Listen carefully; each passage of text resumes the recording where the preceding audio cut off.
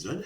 Aujourd'hui, je pense qu'on a vécu beaucoup de choses, beaucoup d'émotions, beaucoup un moment où moi personnellement, en tant que fan du Brésil et fan du Portugal, je pense que j'ai vécu une après-midi historique, une après-midi qui restera aggravée dans ma tête et je pense que je ne revivrai jamais un moment comme ça. Encore une fois, Cristiano m'a donné la chair de poule en me donnant un plaisir à le regarder encore une fois.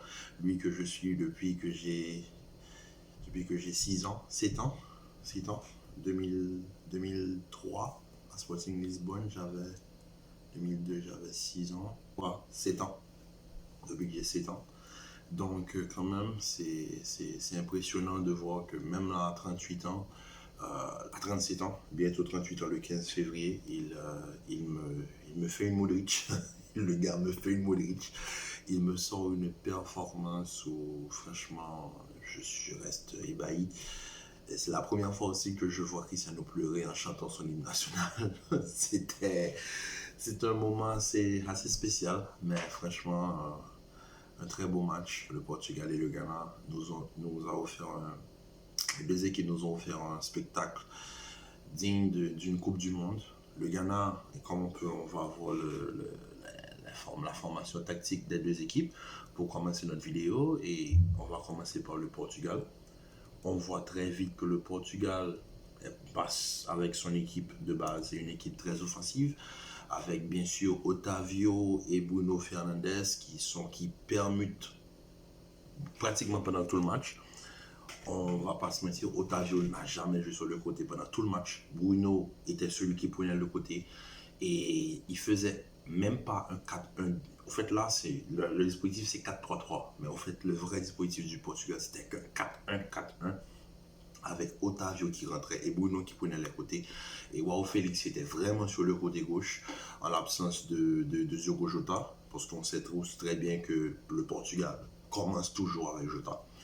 Et on a un João Félix sur le côté gauche qui, je ne connaissais pas Félix en étant un ailier gauche, mais je pense que c'est...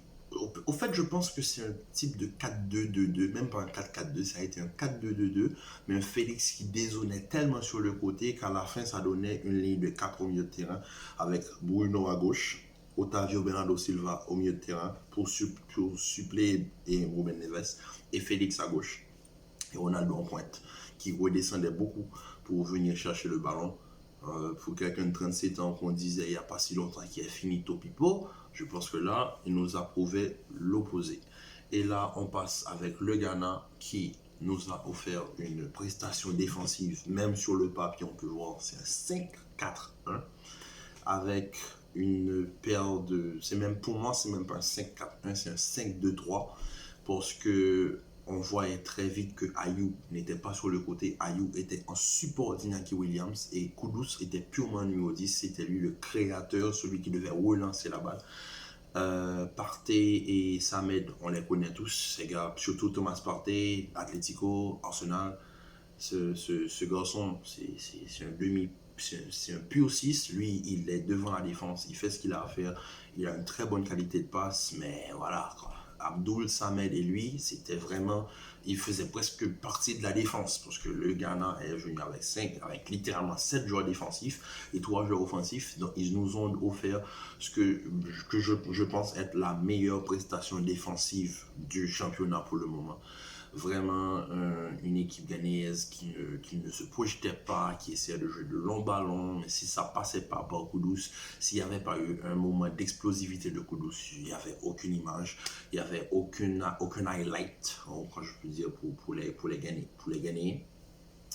Ayew qui, comme par hasard, lui qui a joué en 2010, en 2014 et en 2022, c'est lui, une légende, le fils de Abedi Pelé, une légende de mon équipe olympique de Marseille, qui a marqué le premier but du continent africain aujourd'hui.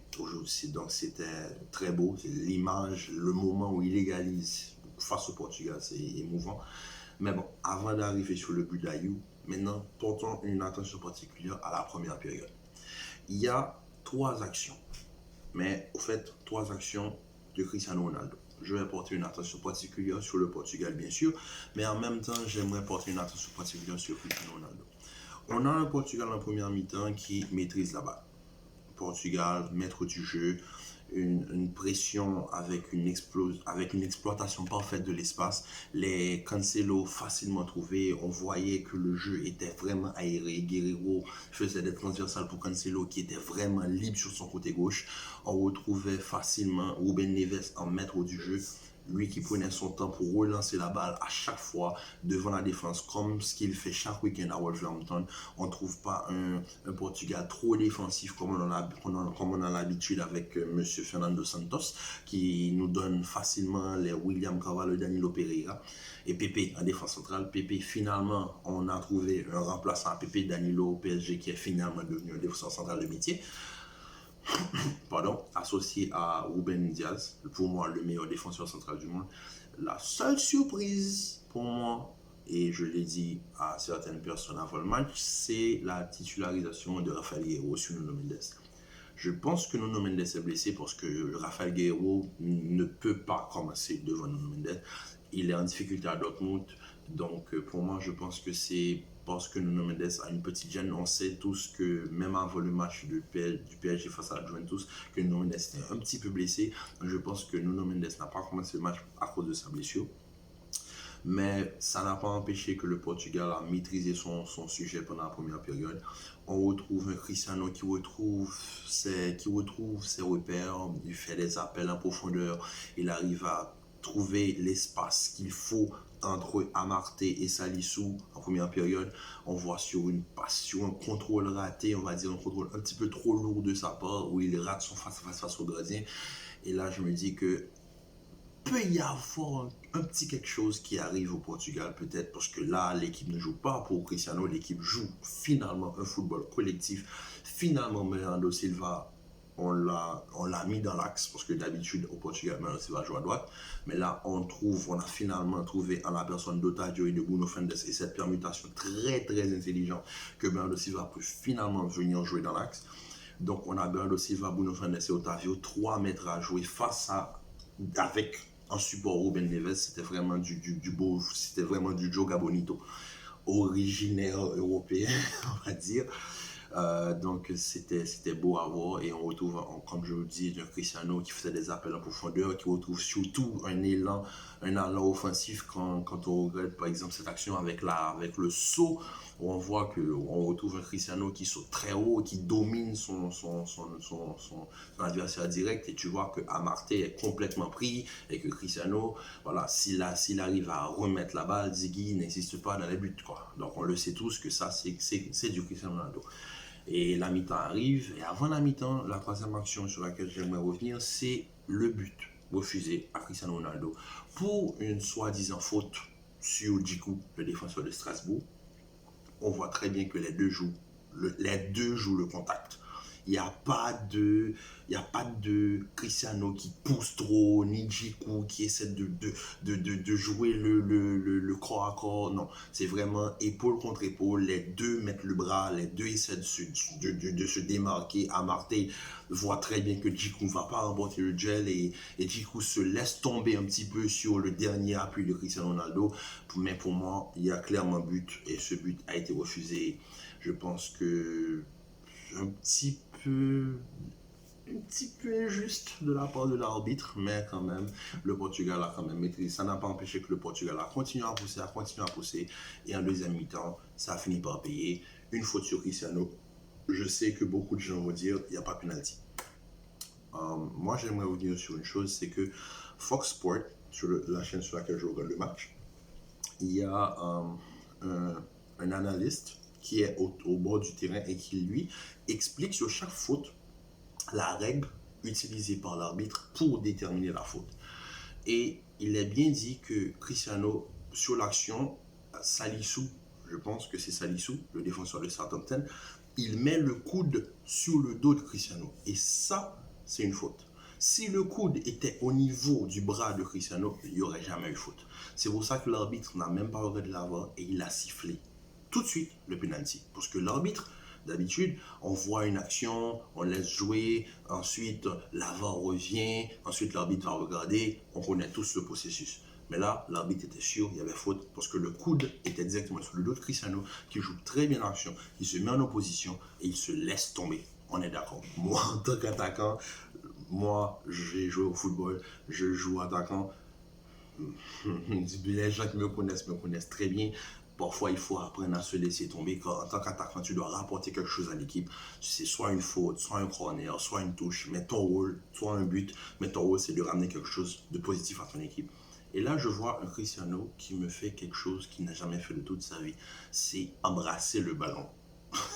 C'est-à-dire l'émotion à ce match était vraiment au maximum pour lui. Je sens que cette Coupe du Monde, il joue vraiment, il sait que c'est sa dernière Coupe du Monde, il sait qu'il ne pourra pas continuer, il la joue à fond, l'émotion à chaque action, même quand voilà, il prend le ballon, regardez avec quelle passion il embrasse le ballon. D'habitude, je vois Neymar faire ça, je vois d'autres gens faire ça. Mais Cristiano, il prend son ballon, il le pose, il le souffle et il tire. Mais là, il prend le ballon, il l'embrasse. Tu sens il veut le mettre, il veut mettre ce but, il appelle genre tous les esprits pour que ça soit positif et il me met un penalty à la Cristiano Ronaldo avec beaucoup de force. Voilà, et 1-0 pour le Portugal.